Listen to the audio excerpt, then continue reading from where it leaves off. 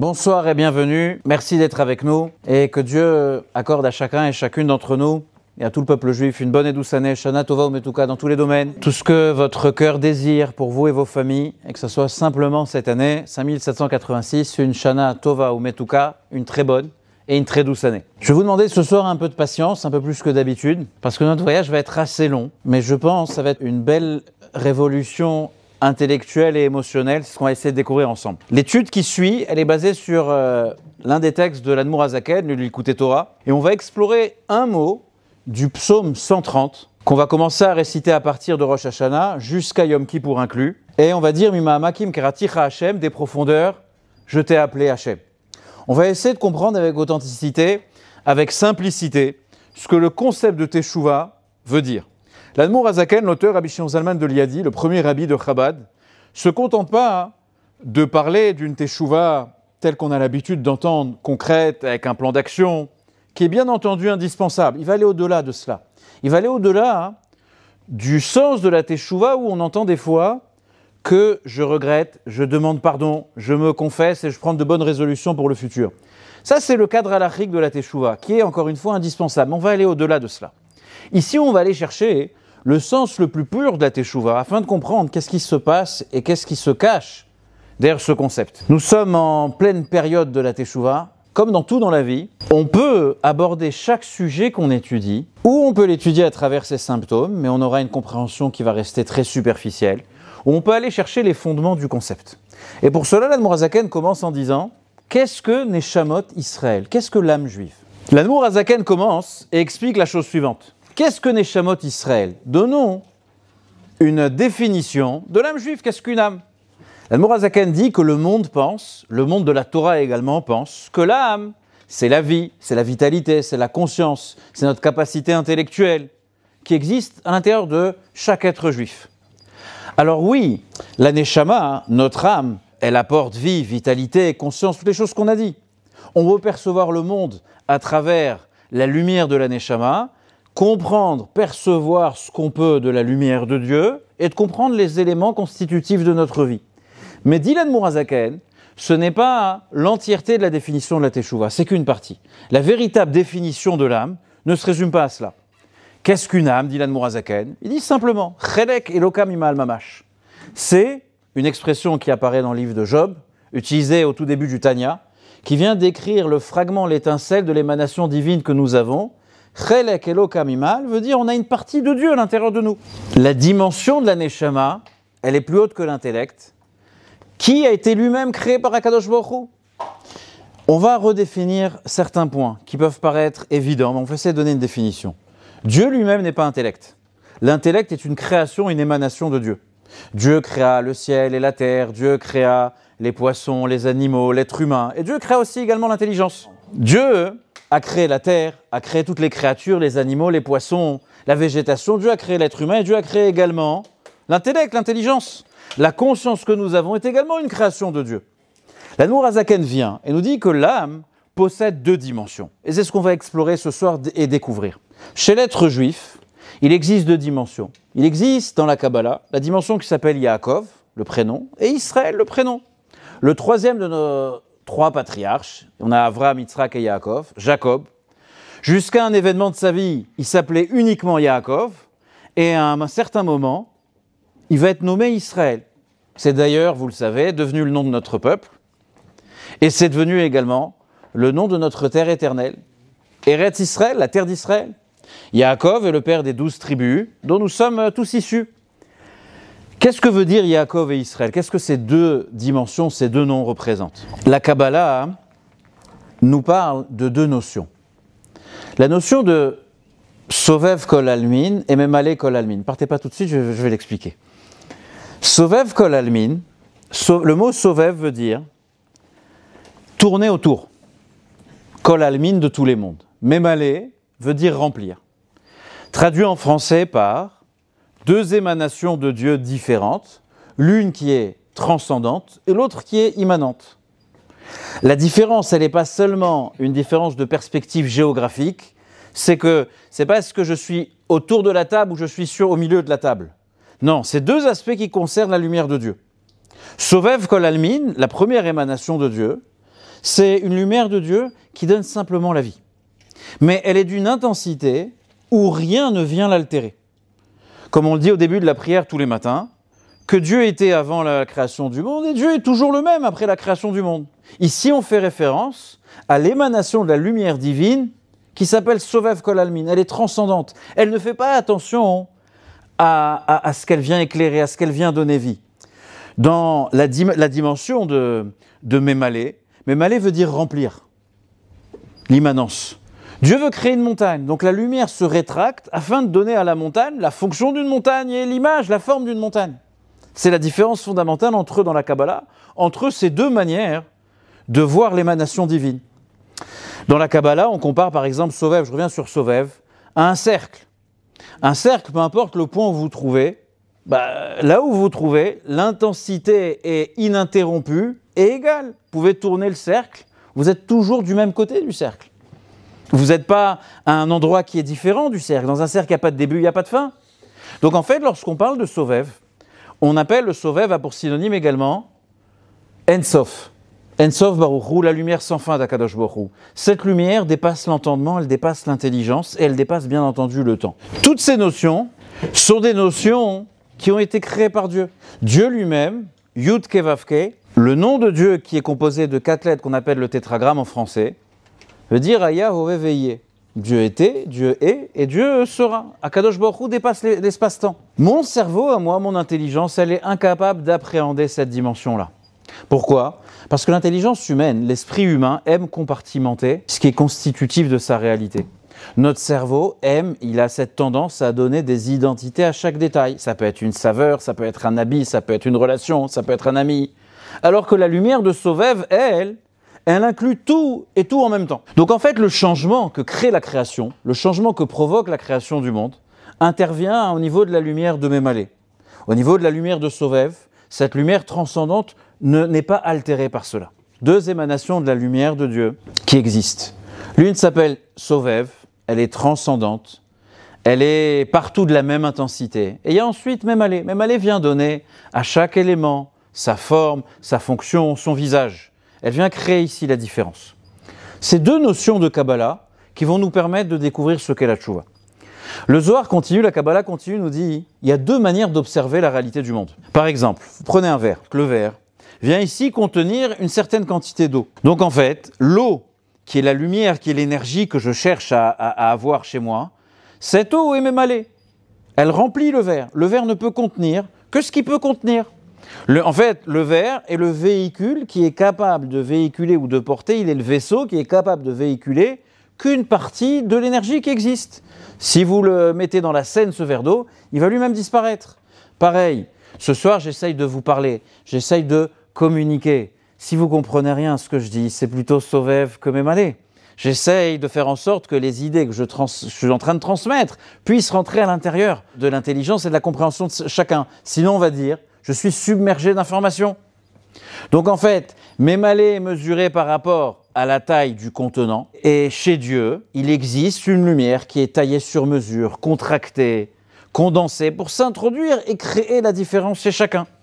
Le cerveau d'un petit animal et sa conscience est tout à fait différente que celui d'un être humain. Et celui d'un être humain est tout à fait différent de celui d'un arbre, etc., etc. C'est-à-dire qu'en fait, chacun et chacune voit et ressent la réalité du monde d'une manière qui est tout à fait différente. Tout est toujours issu de l'énergie divine, mais selon que mon vaisseau, mon véhicule est plus grand ou plus petit, alors j'aurai plus ou moins d'énergie. Ce qui constitue la différence chez les êtres humains et nos différences. Qu'est-ce qui fait que nous sommes uniques ?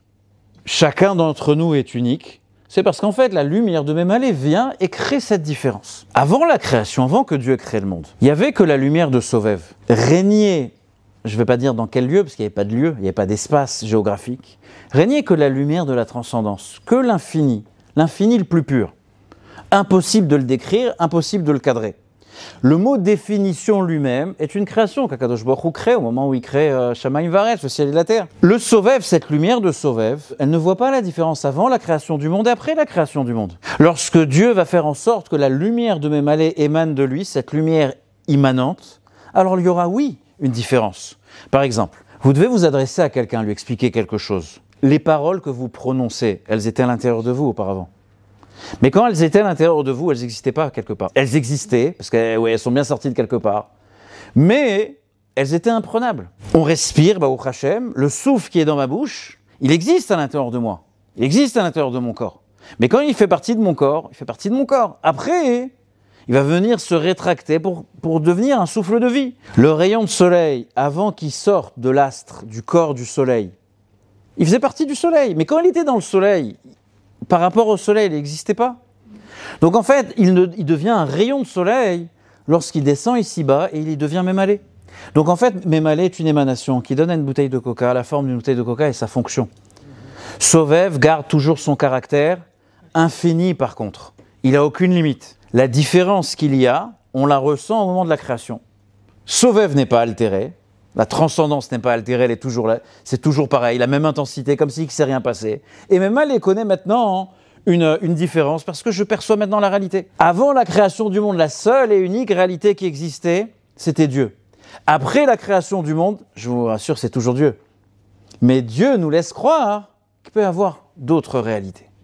Ça, c'est Mémalé. Chacune d'entre nous possède une Neshama, une âme. Et l'âme également possède deux dimensions, Mémalé et Sovev. Il est dit dans le verset que Dieu créa et Adam, Dieu créa l'homme, Betsalmo, à son image. Ensuite, le verset continue et dit Betselem Elohim baraoto. Il y a une redondance dans ce verset. Dieu créa l'homme à son image, à l'image de Elohim, c'est-à-dire à Aouda de Dieu, et ben Dieu, il a créé l'homme. Bon, c'est vrai qu'on a des fois besoin qu'on nous répète, mais là, la redondance, elle est très forte. Pourquoi deux fois? Ça y est, on sait que l'homme a été créé, l'être humain. Quand on dit l'homme, c'est l'être humain, il a été créé à l'image de Dieu. Il a été créé à son image. Pourquoi répéter encore une fois à l'image de Dieu? Parce qu'en fait, les deux expressions, Betsalmo à son image ou Betselem Elohim à l'image de Dieu, sont les deux dimensions de Yaakov et de Israël. Sont les deux dimensions de Mémalé et de Sovev. Les deux noms que nous portons, nous juifs, Yaakov et Israël, représentent ces deux dimensions de Mémalé et Sovev. Je m'explique. Pourquoi Yaakov a été nommé Yaakov? Quand Yaakov sort du ventre de sa mère, alors on dit que le Yud, c'est Yad, la main. Et sa main, elle est sur le Ekev, sur le talon de Esav, sur son frère. Donc en fait, il a la main qui rattrape le talon de son frère. Yad Ekev, Yud Ekev. En fait, le Yud, c'est quoi? Le Yud, c'est la Chokhma dans la Kabbalah. La Chokhma, c'est pas la sagesse. La Chokhma, c'est la capacité d'intelligence, capacité de comprendre. La Chokhma, c'est lorsque vous réfléchissez à un problème et d'un coup, vous avez une révélation. Soudainement, l'idée apparaît dans votre esprit. Ça, c'est la dimension de Chokhma. Yaakov représente les prémices de la prise de conscience de l'existence de Dieu dans ce monde. Ça, c'est Yaakov. Mais Yaakov n'est que le talon de l'âme juive. C'est que le bas du corps de l'âme juive. Il y a la tête de l'âme juive. La tête, c'est Israël. Israël, si vous prenez les lettres du mot Israël, eh bien vous avez Li Rosh. La tête est à moi, ou ma tête, ou c'est ma tête. Li Rosh. C'est la dimension de l'âme qui n'est pas dans le talon, qui n'est pas restreinte, c'est l'âme, la dimension de l'âme qui transcende le corps et l'esprit. Et cette dimension, c'est ce qu'on va voir, ne connaît aucune altération, ne connaît aucune séparation, aucun détachement avec la lumière divine. Et chacun d'entre nous possède ces deux dimensions. Vous savez, dans la Torah, au passage, il y a différentes formes de punition. Alors, lorsqu'on fait quelque chose de bien, on est récompensé. Lorsqu'on fait quelque chose de mal, on est puni. Il y a une notion de karet. Parmi les manger à Kippour, manger du pain à Pessah, pour quelqu'un qui le fait sciemment et consciemment, et il a eu l'éducation. Bon, on ne va pas entrer dans le détail juridique du sujet. Mais en tout cas, il y a une notion de karet. Karet est la peine, la punition la plus grave. Qu'est-ce qui se passe? Son âme est détachée de Dieu. Comme s'il y a une corde qui nous relie à Dieu. Et quelqu'un fait l'une des transgressions les plus graves, Dieu vient et il le coupe, il le détache. On dit que l'âme juive, elle se détache jamais. Que Israël afalpi shechata Israëlou. Un juif, là, même s'il faute, même s'il veut aller ailleurs, même s'il essaye de se compromettre, de se fourvoyer, il reste un Israël, peu importe ce qu'il fait, il reste juif à part entière. Alors l'Admour Hazaken nous dit oui. Il peut créer une rupture au niveau de Yaakov. Il y a deux dimensions dans son âme. Au niveau de Yaakov, il peut créer une rupture. Dans la dimension d'Israël, il n'y a pas de détachement possible. Au niveau de Mémalé, c'est possible. Au niveau de Sovev, c'est impossible. Je m'explique. Lorsque l'on parle de la conscience de soi, la conscience qu'on a de nous-mêmes, lorsque le je, entre guillemets, la première personne du singulier fait référence, lorsque dans ma vie, je ne vois tout que par le prisme de ma propre personne. Donc quand je ne traite que moi, quand je pense en moi, qu'à moi. Donc qu'est-ce que je suis en train de faire vivre ici? Je suis en train de faire vivre la dimension de mon âme qui est limitée, qui est cadrée par l'identité d'un homme, d'une femme, c'est un papa, c'est une maman, c'est un ingénieur, c'est ci, c'est cela. Je peux parler de moi, je peux penser à moi, je peux analyser ma propre personne, ce qui économiserait beaucoup d'argent à certains. Je reprends, je peux parler de moi, je peux penser à moi, je peux analyser ma propre personne, mais c'est la dimension de mon âme qui ne connaît que mon identité. C'est déjà bien, c'est déjà énorme, c'est déjà quelque chose qu'il faut faire, c'est quelque chose qu'il faut déjà avoir dans la vie. Et c'est ce qui me rend unique quelque part, c'est ce qui crée la différence entre moi et quelqu'un d'autre. Ce qui fait que je suis un être unique. Mais ici, c'est seulement le reflet de votre âme qui s'appelle Mémalé. C'est seulement une partie superficielle de votre âme. C'est comment l'énergie de Dieu remplit le monde pour donner au monde la vision qu'on a de lui. Ce qui se passe à l'intérieur de lui, le cœur qui est en train de battre à l'intérieur, l'étincelle qui fait vivre tout ça, elle nous échappe encore. Ici, on est seulement dans les paramètres et les mesures de la vie de chacun. Tant que ça marche, tant mieux. Ensuite, on a Sovev. Qu'est-ce que Sovev, émotionnellement, psychologiquement? Sovev, c'est la pure infinité. C'est le niveau de l'âme qui s'appelle Betsalmo. C'est pas Tselem Elohim, c'est Betsalmo, à son image. Je m'explique. Quand le verset nous dit que Dieu a créé, dans la répétition du verset, que Dieu a créé l'être humain Betselem Elohim, le nom de Dieu, Dieu a plusieurs noms. Elohim, qui veut dire Dieu, c'est pas Yud Kevavke, le tétragramme, le nom de Dieu à 4 lettres. Elohim, c'est égal au Tzimtzum, à la rétractation de la lumière. C'est comment la lumière divine se rétracte pour, quelque part, laisser place à, entre guillemets, une autre réalité. C'est la valeur numérique 86, qui correspond à Teva, qui veut dire la nature.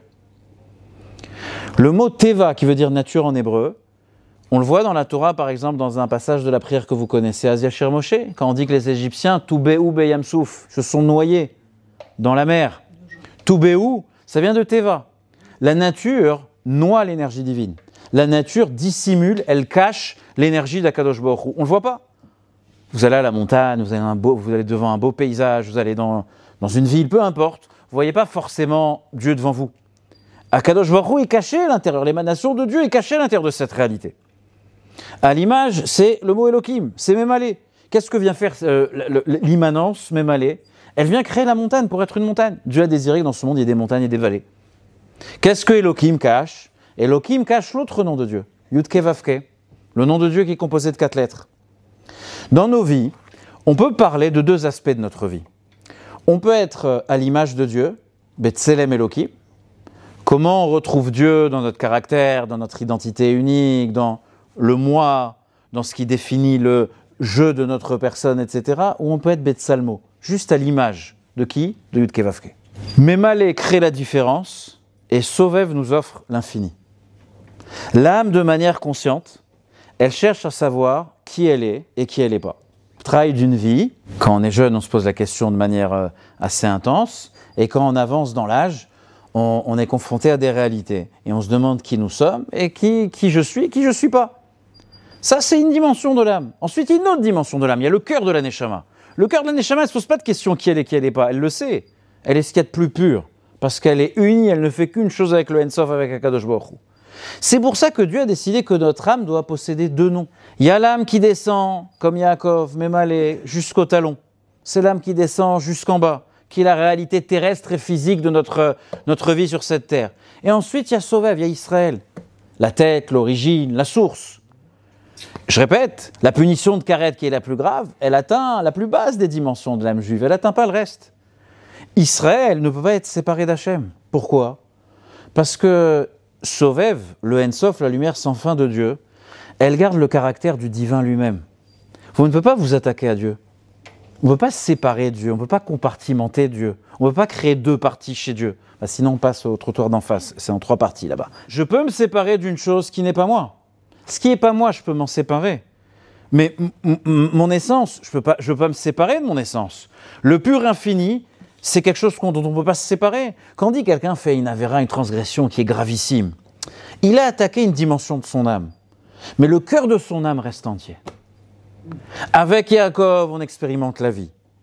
Et des fois, il y a des aléas. Ça peut monter, il y a des fluctuations. Et des fois, ça peut être très difficile. Au niveau d'Israël, le détachement est impossible. Au niveau de Yaakov, de manière consciente, je peux me sentir des fois convaincu, enthousiasmé, passionné. Et des fois, elle arrive la veille de Rosh Hashanah, par exemple, je peux me sentir complètement détaché, bloqué, je ne suis pas intéressé, je suis peut-être blessé. Et là, on parle de quoi? De la compréhension que j'ai de mon expérience de la vie. Ça, c'est le Yaakov. Vous allez voir, ça va se décanter. Il y a différents niveaux de conscience de soi. À travers chaque âge, chaque anniversaire qui passe, chaque événement de la vie, on a une compréhension de sa propre personne et de son regard sur la vie qui est différent. Parce qu'on compartimente. On découvre une couche plus profonde, alors on compartimente. Ça, c'était mon adolescence, c'était mon enfance, c'est ma jeunesse, c'était telle période, telle difficulté, telle facilité, etc. Chez Israël, il n'y a rien de tout ça. Israël, c'est l'émanation de l'infini, c'est l'absolu. Et là est le sens de la redondance, entre guillemets, dans le verset de Bereshit. Parce que dans l'âme, il y a le Tselem Elohim, la lumière de Dieu qui s'habille dans la conscience de l'humain, dans la nature. Et il y a Betsalmo, seulement être à l'image, à son image. On sait déjà de qui on parle de l'infini. Maintenant, pour comprendre cela, on va essayer de s'approfondir sur la transformation qu'a vécue notre ancêtre Yaakov. Quand Yaakov devient Israël, il a été nommé Yaakov.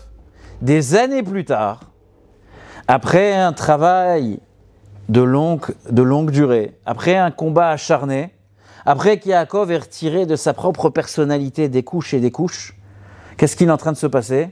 Yaakov, dans sa vie, comme nous, il essaye de se redéfinir, il essaye de comprendre qui il est. On a été conçu dans un monde où la différence est la seule réalité qu'on doit accepter. C'est vrai qu'on doit l'accepter, parce qu'on est tous différents les uns des autres, mais ce n'est pas la seule réalité. On nous a appris, inculqué, presque forcé, à survivre en tant que créature à part entière. Je dois être différent et je dois l'exprimer. Je ne dis pas que c'est mauvais, mais je dis que c'est partiel. Et parfois dans la vie, je dois parcourir beaucoup d'étapes, et des fois des étapes qui sont extrêmement difficiles. J'ai l'impression de me retrouver dans des impasses et qu'en fait mon identité de Yaakov ne me suffit plus. Et là, j'ai besoin de m'abandonner, de me livrer à mon identité profonde qui s'appelle Israël. Israël n'est pas dans le contrôle. Yaakov, lui, il cherche à garder le contrôle. Il cherche à garder le contrôle du véhicule et de son identité. Israël, c'est pas la même chose. Yaakov se retient, Yaakov contrôle. Israël, il n'est pas dans le jeu. Israël est dans l'émanation qui est infinie. C'est ce qui arrive à Yaakov, notre patriarche, dans l'histoire de Bereshit, du Sefer Bereshit. Il rencontre ce mystérieux ennemi en pleine nuit. Le texte nous insiste pour nous dire qu'il est seul, et cette bataille caractérise l'essence du message de Yaakov. Parce qu'en fait, à travers cette bataille, le Midrash nous dit que l'ange qui est venu combattre Yaakov, c'était l'ange qui était le défenseur de Esav, son frère. Mais certains commentaires viennent dire la chose suivante, qu'en fait, ce qui est en train de se passer, c'est qu'Yaakov est seul. Pourquoi le verset insiste pour dire qu'il est seul? Parce qu'en fait, cette bataille se déroule à l'intérieur de lui. Dans la vie, on arrive à des moments où on atteint un point de rupture. On avait des considérations, on avait des convictions, on avait des valeurs qui nous ont menés à, et un jour où une addition de beaucoup d'expériences et de journées, de rencontres, etc., beaucoup de mésaventures, on se retrouve à un point de rupture. On se retrouve devant l'abîme. Et on a l'impression de se dire, je suis face à la mort, je suis face à la folie. En face de moi, c'est la folie. La véritable folie. La vie nous pousse à un point de rupture. Il y a si on est passé par ces moments-là, on comprend de quoi je parle.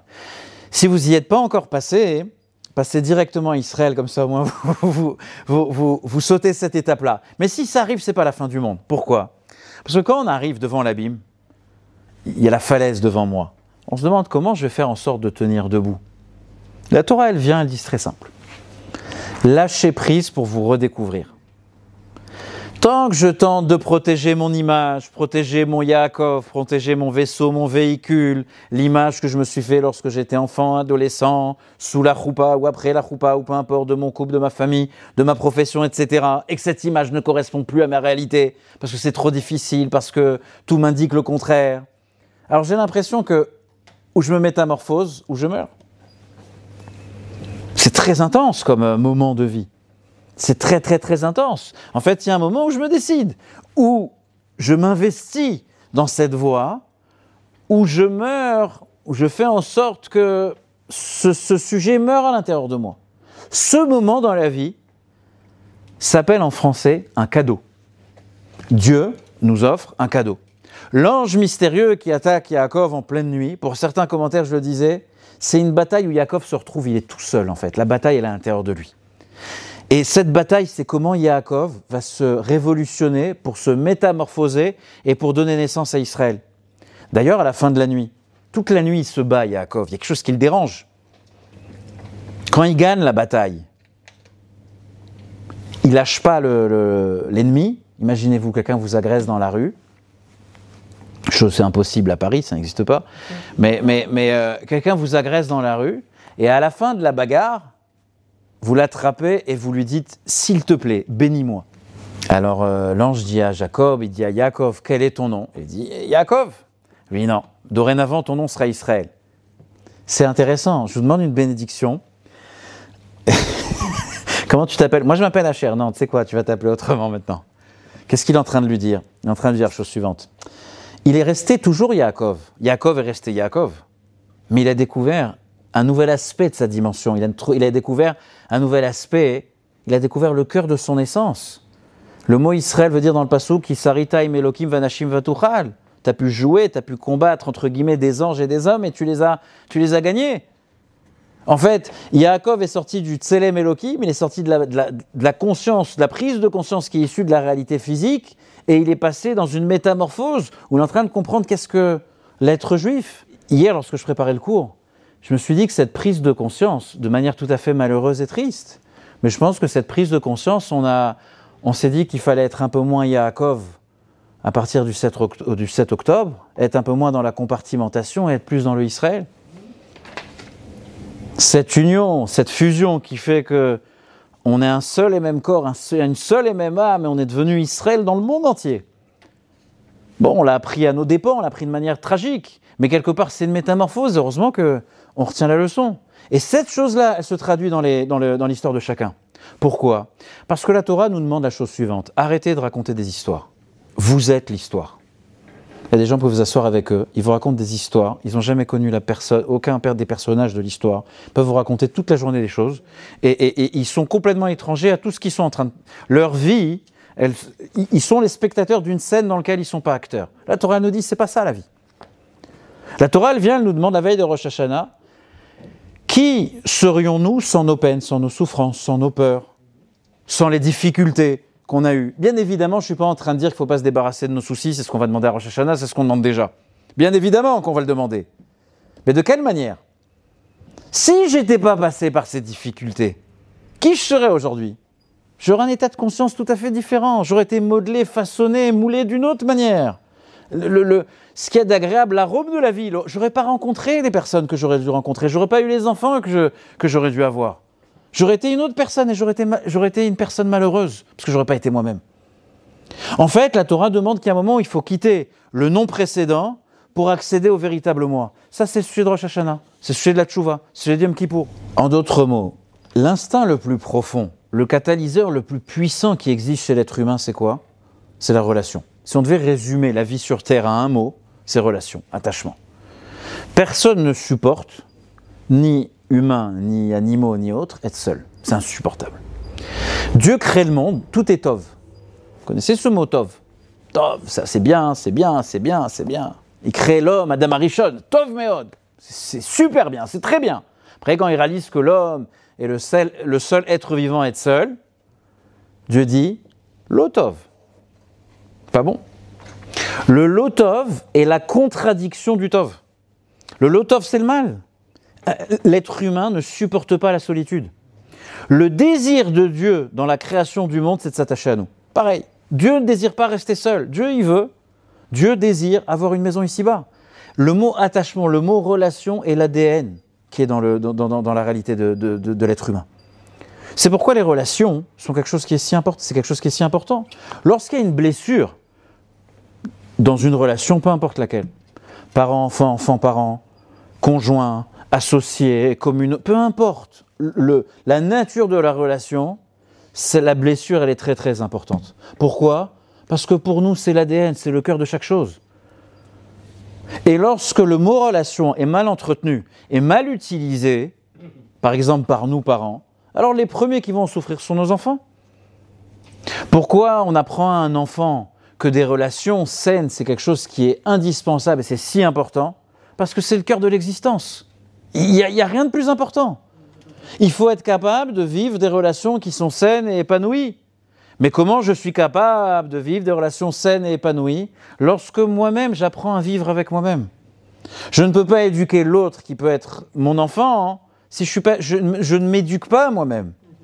Vivre avec soi-même, c'est la chose la plus difficile qui existe. Pourquoi? Parce que asseyez-vous 5 minutes ce soir en rentrant à la maison et pensez à vous, que à vous. Pendant 5 minutes, pensez pas à toute la liste des courses qu'il y a pour les fêtes et tout ce que vous devez faire demain au bureau et aux messages que vous n'avez pas encore répondu et tout ce qu'il y avait sur Instagram que vous n'avez pas encore vu, qui n'a d'ailleurs aucune importance, à part les cours qu'on donne ici. Laissez-vous quelques minutes en paix. Vous savez que quand on dit aux gens en paix, ça évoque dans leur esprit le cimetière, en paix. La vie, c'est pas la paix, c'est pas possible pour eux. On nous a inculqué, on nous a éduqués d'une manière où il faut toujours s'occuper de quelque chose d'autre, de quelqu'un d'autre. En fait, il faut toujours être busy à faire quelque chose d'autre, quelque chose. Penser à soi, c'est quelque chose qui est très difficile. Qu'est-ce que veut dire le mot teshuva? Teshuva, c'est de considérer une fois pour toutes que Dieu, il attend d'avoir rendez-vous avec vous et seulement avec vous. Ni avec votre liste de choses à faire, ni avec votre portable, ni avec votre compte en banque, ni avec votre livret d'épargne, ni avec vos problèmes relationnels. Dieu, il veut seulement avoir 5 minutes. Dieu dit, donne-moi 5 minutes avec toi. Je désire m'entretenir avec toi et en privé. Je désire avoir une forme d'intimité où Ani Ledodi Vedodili. Je suis là pour mon bien-aimé est là pour moi. Pourquoi c'est si difficile? Si difficile de se regarder en face. Parce qu'il y a beaucoup de culpabilité, il y a beaucoup de responsabilités, certes qui sont réelles et il faut les tenir. Et des fois qui sont irréels, il y a beaucoup de honte, il y a beaucoup de tension et surtout, il y a beaucoup de stress. En fait, qu'est-ce qu'on fait tous les jours? On se lève le matin et on se demande comment aujourd'hui je vais m'adapter pour survivre à la blessure profonde qui existe à l'intérieur de moi. Voilà, tous les matins on dit Modéani et on a l'autre Modéani, c'est comment aujourd'hui je vais survivre pour cacher, endormir un petit peu le Yaakov qui est blessé à l'intérieur de moi. Alors, mesdames et messieurs, j'ai une bonne nouvelle. Ce soir, pas d'inquiétude. À la fin, je vais parler comme un gourou. Pas d'inquiétude. Notre mission sur Terre est de guérir ces points de rupture. Et ça, c'est la puissante leçon de la Teshuvah. Toutes les ruptures n'apparaissent, nous dit l'Admour HaZaken, qu'au niveau de Yaakov, pas au niveau d'Israël. Quand vous recevez un message de détachement, de rupture, peu importe ce qui se passe, au niveau, ça peut être santé, professionnelle, dans nos relations, ça peut être dans notre esprit, dans notre morale, ça peut être... Peu importe. Ce message, je l'interprète là où je suis vulnérable. Parce qu'en fait, mon esprit veut trouver une explication à l'événement. Ce qui nous fait souffrir, c'est que je veux chercher une interprétation. Pourquoi je cherche une interprétation? Parce que je veux comprendre ce qui m'arrive. Parce que si je comprends ce qui m'arrive, je peux m'adapter, je peux survivre, je peux, pardonnez-moi le terme, m'handicaper au stress qui s'annonce pour continuer à vivre. Parce qu'en fait, je réfléchis que par le prisme de Yaakov. Et ça donne naissance à quoi? Pendant un long moment dans la vie, ça fonctionne. Et il faut le faire. C'est une bonne chose. Et à un moment, ça ne fonctionne plus. Et quand ça ne fonctionne plus, ça donne naissance à quoi? À des mécanismes qui sont malsains.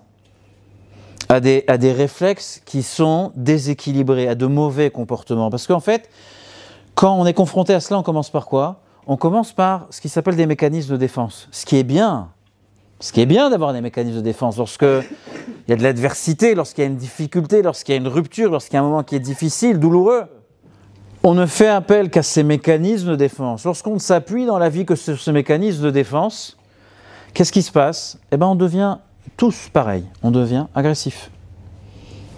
On devient égoïste. Et à la fin, on est perdu. Addict, accro à certaines choses, à certains éléments chimiques ou substances, ou à certaines relations qui sont néfastes. Et en fait, on est en train de se retrouver dans une bataille, comme Jacob, comme Yaakov. Donc, où on se métamorphose et on trouve quelle est notre identité la plus profonde qu'il y a, qu'est-ce que j'ai vraiment à offrir, ou je reste dans ces réflexes de mécanismes de défense qui finalement m'enferment. Parce que d'un côté, vous avez une lumière limitée, vous avez Mémalé. C'est magnifique déjà Mémalé, c'est une émanation de Dieu. Mais cette émanation, elle est là pour donner la réalité qui est là devant nous. Est-ce qu'on doit se limiter à cela? Dieu dit non, il y a Sovev. T'es pas que Yaakov, t'es aussi Israël. Parce que quand j'utilise que les mécanismes de défense, lorsque c'est dur pour moi au travail, la parnassa est une réalité difficile pour moi, et je ramène ce fardeau à la maison. Les éponges, les Bob l'éponge qui sont à la maison, qui s'appellent nos enfants, qu'est-ce qu'ils font? On le découvre trop tard, enfin on le découvre assez tard dans la vie. Ils l'épongent. Pourquoi vous croyez que Dieu nous a donné des enfants? Pour qu'on découvre enfin qui nous sommes nous-mêmes, les parents. Parce que le gosse, qu'est-ce qu'il fait? C'est quoi son job?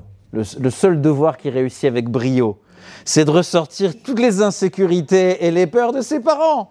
C'est ça, Dieu il a dit, tu vas venir dans ce monde, il y a deux personnes, c'est papa et maman, et tu vas me les éduquer, papa et maman. Nos enfants, on ne devrait pas leur crier, on devrait les remercier, que grâce à eux, on grandit et on se développe. Mais pour éduquer mon enfant, j'ai besoin de m'éduquer moi-même. Et ce n'est pas quelque chose qui se fait une fois, c'est constant, tout le temps. Je ne l'ai pas fait dans le passé, que je le fasse maintenant. C'est le secret de la rédemption, c'est le secret de la tchouva. La tchouva, c'est bon, je ne l'ai pas fait quand ils étaient jeunes, trop tard, je vais les laisser comme ça. Non, révolutionne-toi, tu vas voir, ils vont se révolutionner. Parce que sinon, la vie, c'est vivre dans un mythe qui n'existe pas. C'est hors norme, ça crée des zones de pression qui sont insupportables, déjà pour nous-mêmes. Et après pour les autres qui sont autour de nous. Qu'est-ce que ça fait? Ça fait que les êtres qu'on est censés aimer se retrouvent sans cesse être bousculés par quelqu'un qui donne l'impression de ne pas avoir de cœur. La bonne nouvelle, parce qu'il y en a une, c'est qu'au niveau d'Israël, il n'y a jamais eu de détachement. Je suis toujours attaché, je suis toujours lié, impossible de faire le contraire.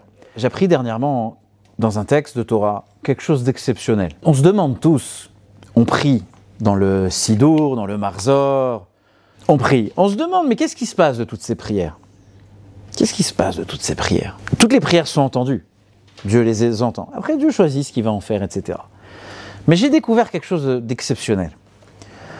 Les prières, les requêtes et les demandes qu'on fait à Dieu ne doivent pas venir d'une zone à l'intérieur de nous qui est vide. Nos prières, quand je demande à Dieu la santé, la parnassa, la réussite, peu importe ce que je demande à Dieu, de guérir, peu importe ce que je lui demande, ne doit pas venir d'une zone d'anxiété à l'intérieur de moi. Si la fondation de ma prière, les fondements de ma prière sont issus de mon stress, elle va pas aller loin, cette prière. Elle est produite par de l'obscurité. Elle ne peut rien donner. Mais lorsque vous êtes en totale confiance avec Akadosh Baruch Hu, lorsque je m'apprête à appréhender Rosh Hashanah avec beaucoup de joie, avec beaucoup de confiance, avec beaucoup de sérénité, parce que pourquoi quelqu'un qui vous connaît le mieux, pourquoi quelqu'un qui vous défie tous les jours pour vous faire grandir, pourquoi quelqu'un qui vous aime le plus au monde voudrait vous voir souffrir? Je parlais de Dieu, de ce quelqu'un. Pourquoi il nous donnerait pas Shana Tova en tout cas? C'est sûr qu'il va le donner. Dieu le donne.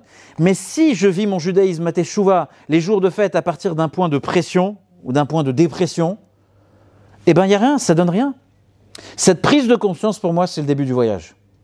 En fait, le jugement de Rosh Hashanah, il est est-ce que je suis authentique dans la plénitude de mon âme? Est-ce que j'accepte mon âme? Je me libère, je lâche prise, j'accepte le Israël qui vit à l'intérieur de moi. Moi, je sais pas, quand j'ai découvert ce passage-là de Morazaken, je me suis dit à moi-même, c'est magnifique, c'est une vraie bonne nouvelle. Je suis dans l'Yaakov, des fois l'Yaakov, il est fatigué, encore cette année, comme l'année dernière, j'ai 40 ans, j'ai 50 ans, j'ai 60 ans. Et Dieu, il nous dit la veille de Rosh Hashanah, arrêtez de vivre dans le paradigme de la rupture. Vous n'êtes pas que le fruit de vos blessures. Il y a autre chose chez vous. Pourquoi ? Parce que l'étincelle de Dieu, la neshama, le cœur de l'âme à l'intérieur de nous, ne peut pas être invalidé, ne peut pas être blessé. Pourquoi ? Parce que c'est chelek elokamimal, c'est une étincelle de Dieu. Quelqu'un peut blesser Dieu ? Quelqu'un peut créer une rupture chez Dieu ? Impossible. Donc c'est impossible également dans mon âme. Si je ne vis que dans la dimension du jeu, je peux pas y arriver. Je vous invite à aller à la synagogue Shabbat prochain entre Rosh Hashanah et Kippour et on va lire la Haftara de Shuvah Israël. Le verset nous dit Shuvah Israël, reviens Israël jusqu'à Hachem ton Dieu. Ad Hachem Elokecha, pourquoi ? Kikashalta ba'avonecha. Reviens Israël jusqu'à Hachem ton Dieu parce que tu as trébuché par la faute. Regardez le verset. Shuvah Israël, reviens Israël. Pourquoi tu dois revenir ? Quelqu'un qui revient, pourquoi tu reviens ? Parce qu'il s'est éloigné. Comment il s'est éloigné ? Parce qu'il a trébuché sur sa faute, à cause de sa faute. Mais qui trébuche ? C'est Yaakov ou Israël ? Yaakov.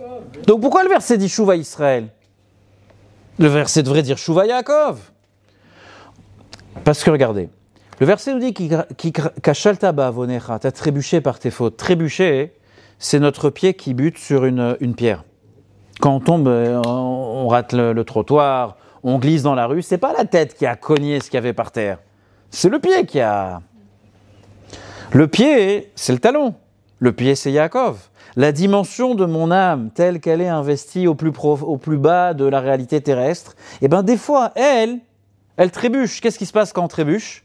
On perd l'alignement entre les pieds, le tronc et la tête. Un être humain en équilibre, qui a une vie saine, il est droit. Lorsque il tombe, il trébuche par la faute, par le fait de s'éloigner, alors l'énergie de la tête, elle est toujours là. Le soleil, vous savez que le soleil, il brille tout le temps. Même lorsque la lune, elle ne reflète pas la lumière du soleil, le soleil est toujours en train de briller. C'est-à-dire que notre Israël, à l'intérieur de nous, est toujours là. Mais des fois, notre Yaakov, il n'est pas dans le bon alignement. Donc en fait, décider de se réaligner, c'est la tchouva. Shema Israël, Hashem Elokeinu, Hashem Echad. Écoute Israël, Hashem Elokeinu, Hashem est notre Dieu, Hashem Echad, il est un. Bon, c'est vrai qu'on adore, nous, les trucs longs et compliqués, etc. Mais on n'aurait pas pu dire Shema Israël, Hashem Echad. Israël, Hashem Echad, Dieu est un. Pourquoi Hashem Elokeinu, Hashem Echad. 3 fois, on cite le nom de Dieu dans le même verset. Alors l'Admor HaZaken dit la chose suivante. C'est-à-dire quoi Shema? C'est-à-dire écoute. C'est-à-dire quoi écoute? Comprends, accepte, ça y est. Intègre-le à ta réalité. Qu'est-ce que tu dois intégrer à ta réalité? Que toi, t'es un Israël. T'es pas que Yaakov. La phrase de Shema Israël, elle n'est pas là pour Dieu, elle est là pour nous. Quand je dis Shema Israël, je me coupe la réalité, je mets ma main devant les yeux, je ferme les yeux, je me cache, il n'y a plus rien qui existe. Il n'y a que Dieu et moi. Et qu'est-ce que Dieu est en train de me dire? Vas-y, essaye de comprendre qui toi tu es, qui je suis. Shema, écoute, accepte, Israël, c'est Israël. Que Hachem, Yudke Vavke, Sovev, la lumière transcendante, l'infini, il est Elokeinu, c'est notre Dieu. Le Shulchan Aruch dit, ça veut dire quoi Elokeinu? Il dit Kochenu vechayutenu, c'est notre force et notre vitalité, votre force avec laquelle vous allez au travail, votre capacité à travailler, à produire, à aimer, à avoir des émotions, etc. Ça vient de Elohim. Shema Israël, écoute mon fils, c'est toi Israël. Tu es mon fils, ma fille unique, c'est toi, accepte-le une fois pour toutes. Et là, Yudke Vavke, l'infini, il sera ton Dieu. Quand tu es dans la tête, l'iroche, elle est là, c'est là que tu commences à comprendre ce qui est en train de se passer. Le message de fin, il est le suivant. L'Admor HaZaken nous dit dans ce passage, arrêtons la pression et le stress déplacés. Posons-nous pour enfin nous retrouver. Asseyez-vous en face de votre âme et vous lui dites une fois pour toutes Shema Israël, Hashem Elokeinu, Hashem Echad. On va s'asseoir à Rosh Hashanah, on va s'asseoir à Kippour, pas dans la culpabilité, dans la tristesse, dans la peur du jugement, etc. C'est mon Père qui va me juger. Je sais qu'il m'aime, je sais qu'il fait tout pour moi, je sais que la seule chose qu'il attend, c'est que je vienne vers lui. Et il faut que je dise à mon identité profonde, je m'assois à Rosh Hashanah à la synagogue, où je suis debout, peu importe. Et je vais dire à ma neshama, tu me manques, je veux te retrouver. Ça, c'est le sens de la teshuva. Pour faire teshuva, pour revenir vers Dieu, pour que Dieu nous accorde une shana tova ou metuka, il faut retrouver cette sérénité. Jamais personne ne s'est métamorphosé dans la vie parce qu'il a créé une révolution à partir de son stress, à partir de son anxiété, à partir de son malheur, etc. Des fois, c'est des déclencheurs. Mais ce n'est pas le moteur qui fait qu'on devient de meilleures personnes. Ce qui fait qu'on devient de meilleures personnes, c'est d'avoir la confiance en Dieu, que Dieu m'aime, que Dieu a confiance en moi. C'est comme nos enfants. Vous savez, nos enfants, lorsqu'ils sont tout jeunes, on les berce, on les met au lit, ils dorment. C'est paisible, on rêve de dormir, nous, comme ça. Mais qu'est-ce qui fait qu'un gosse puisse dormir avec une telle... Il puisse être paisible? Qui lui a dit que demain, on pourra payer le loyer? Qui a dit que demain, il aura de quoi manger? Vous savez pourquoi il est paisible, l'enfant? Parce qu'il a une confiance absolue qu'on n'a pas besoin de lui expliquer. On n'a pas besoin de lui expliquer par des mots, c'est pas intelligible. Il sait que papa et maman sont là, il l'aime, il est certain, il réfléchit pas. Hein. Quand vous le déposez à l'école, à moins qu'il soit un garçon, une fille un garçon gourmand, mais il ne réfléchit pas à ce que ce soir il va manger. Bon, le gourmand, il va réfléchir qu'est-ce qu'il va manger, mais il ne va pas réfléchir est-ce qu'il va manger ce soir ou pas. Ça, c'est le bitachon. Faire teshuva, c'est d'avoir une confiance absolue en Dieu et dire, regarde, on va traverser la rue, je te donne la main. Comme je fais avec mon enfant, je fais avec toi. Alors que cette année, elle nous apporte cette révélation. Et une fois pour toutes, que nous acceptions notre identité, nous sommes Israël, donc nous sommes qu'un avec Dieu. Et à partir de cette vérité, je peux vous assurer, nous dit l'Admor HaZaken, que nous pouvons tout guérir, Shana, Tova ou Metuka.